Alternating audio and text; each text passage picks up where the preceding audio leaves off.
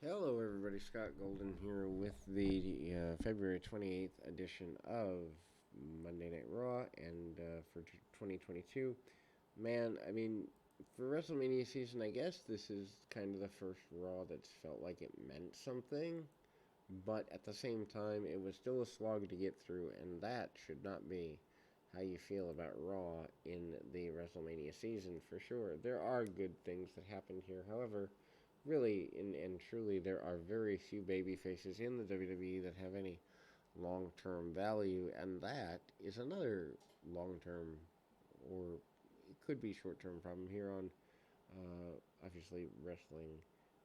Pro wrestling logic, we're trying to get to a place where the wrestling of old meets the wrestling of new, and the wrestling of new is at least of equal value, and not quite. Anyway, so KO show opens with guests Alpha Academy. This is after the announcers ran down the card for the night. Also kicked off with a new um, intro video.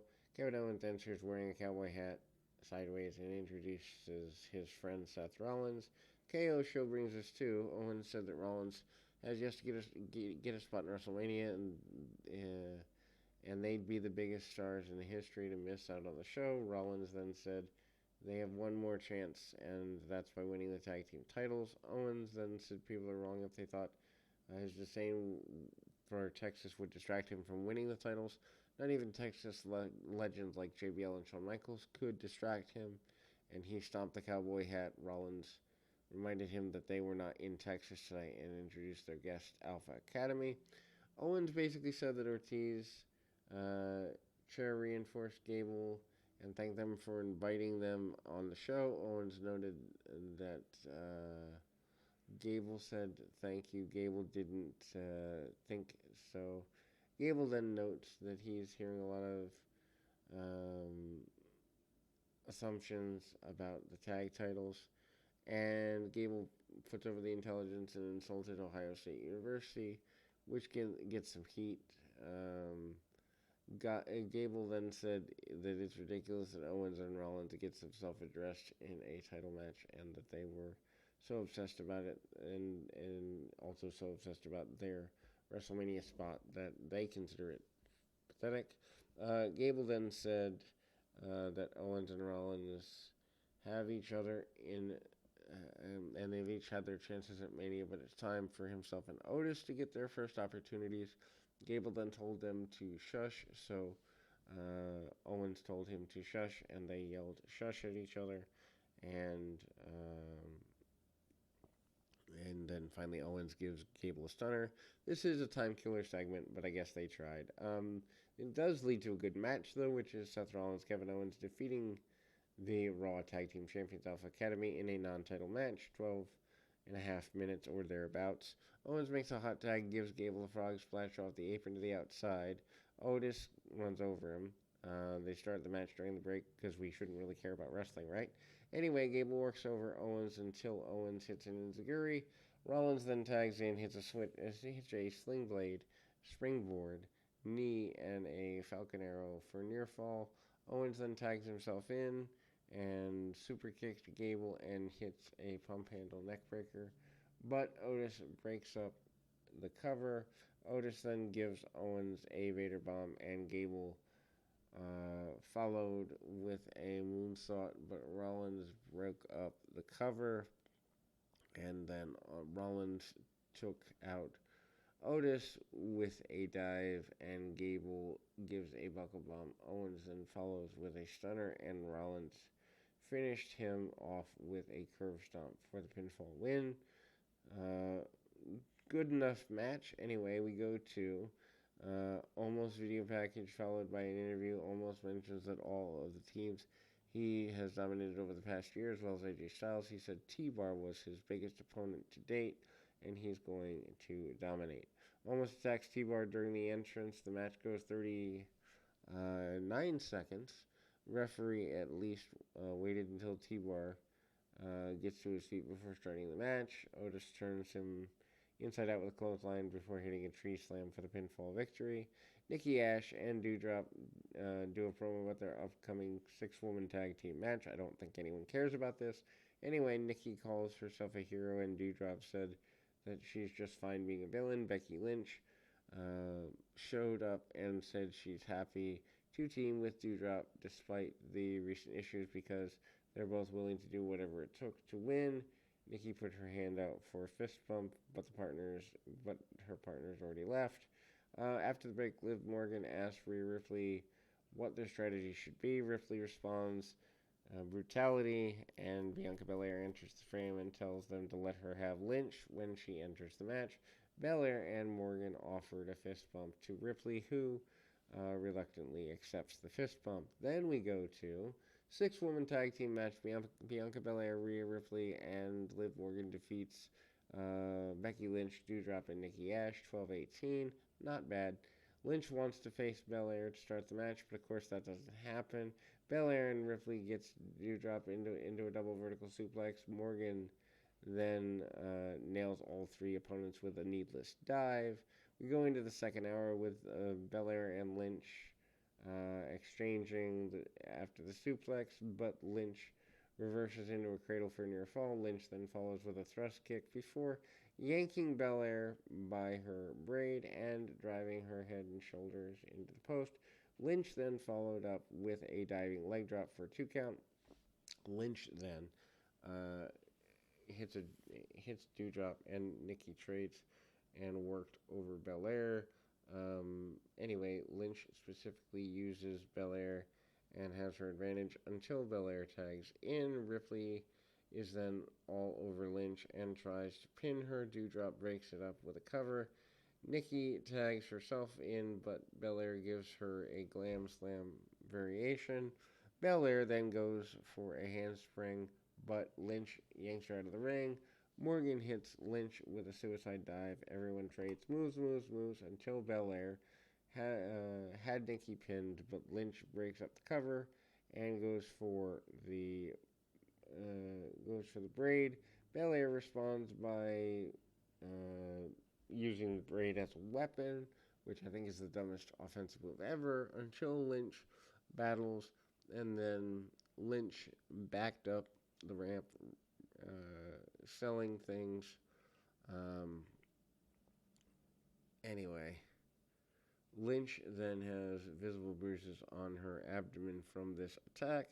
Then we go, and Nikki tried a roll-up as Belair watched Lynch beat Belair and kicked out with KOD for the pinfall win. Tommaso Ciampa defeats Robert Roode, 242. Ciampa kneed Ziggler off the apron before the beating rule with the schoolboy. Why Tommaso Ciampa is in a match that runs less than 3 minutes, we'll never know. After the match, Roode attacks Ciampa from behind. Ziggler follows with a super kick. Ziggler grabs the mic and issues a warning to Ciampa and Braun Breaker ahead of their tag match tomorrow on NXT. They're trying to raise NXT's ratings. I get why they were on the show, but why have a completely wasted segment other than you're moving the story along in a match that no one's going to remember? Anyway, mixed tag team, 24/7, Dana Brooke and Reggie defeated Tamina and Akira Tozawa, 142. Reggie pins Tozawa with a flipping senton.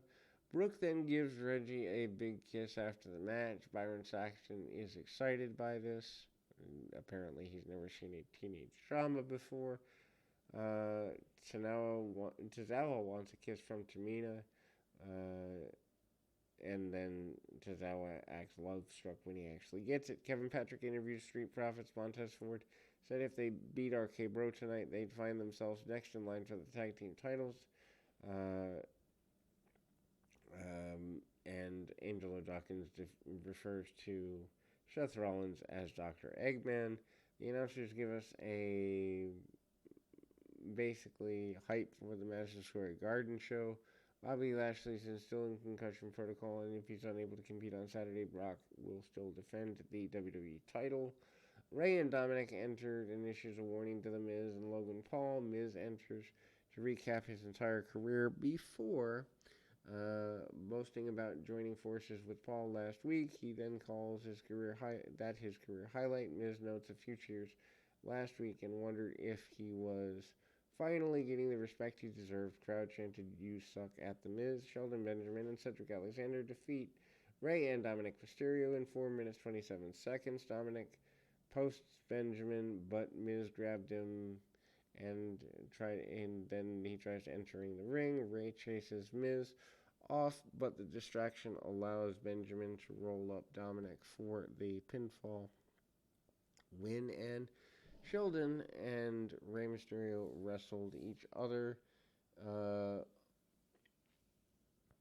on TV 19 years ago in 2003, and they're still doing it now. Anyway, so Riddle tells Randy Orton he's coloring in his coloring book and trying to stay within the lines, to stay focused. He hasn't been able to focus since last week and wasn't sure if it's because he got stomped or because he put high in Ohio. Orton thought he seemed just fine and even referred to Riddle as a friend. Orton is ready to kick tail, and Riddle is happy that they were on the same page. Well, entering the third hour, and good gosh, this is not a good way to go. From there, we see a clip of SmackDown. Naomi and Sasha Banks saying they'd win the women's tag team titles. Queen Zelina and told Carmella that she watched the reality show and said they all talk about sex. And then Carmella says if Zelina thought that was something, just wait and see what happens when they retain the titles at WrestleMania. She plans celebrating with her fiance in the ring. Anyway, so the Street Profits defeat Randy Orton and Riddle 8:36. Something definitely was off kilter here. After the break, Riddle nails Dawkins before Ford hits Orton with a frog splash. Ford takes time making cover, and Orton slowly rolls toward the rope. Orton tries to get his foot on the rope as Ford makes the cover, but he couldn't reach, and the referee counted 3. Dawkins does try to cut this off, but doesn't really need to because of what happens. And then post-match, they're checking on Orton, so Orton has been hurting or re-injuring his shoulder. Owens and Rollins do a quick interview where Owens insults Dallas yet again. Veer is coming. Veer is still coming.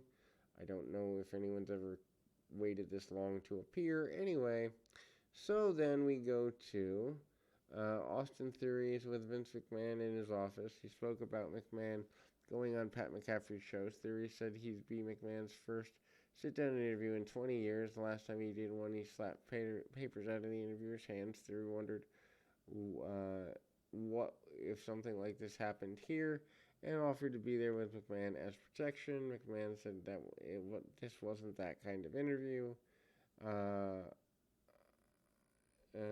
Anyway, but Finn Balor was in the ring for a long time before his match starts with Damian Priest. Finn Balor defeats Damian Priest to win the U.S. Championship. 11:01, Balor hits flip dive and then goes for the break. They do the same thing earlier when Ford gives Riddle a flip dive, and well, hey. Strike exchange early, but Balor missed a coup de grace, and Priest follows with a clothesline. Balor then follows up with a roll-up for a 2 count, and Priest comes back with a sit-out chokeslam for a near fall. Balor then reverses a reckoning into a headlock elbow drop and hits a shotgun dropkick and coup de grace for the pinfall win. Balor is the new champ. Crowd gets into it and they pop for the win. Then we go after the match. Priest grabs the mic and said the fans carried Balor to a win. Priest said the fans never gave him that respect despite all his success. Priest then told Balor he planned on winning the title back, and the crowd's motivation wouldn't be enough. Balor got in Priest's face, and Priest nails him. Priest sends Balor out of the ring, gives him a razor's edge on the announce table, And the crowd booed, and Priest said, "Yeah, I'm a bad guy. That's right." And I don't know, felt kind of flat. And then we go to another promo segment. Edge said it's time to see who's going to be. He begged someone to step up. Nobody came out. Edge wondered what's happening to this place. AJ Styles enters the frame. Styles tells Edge, "I accept." Edge is thrilled. He notes that he wanted the match for a long time, and so did Styles. Edge wanted the building. Styles, not the guy playing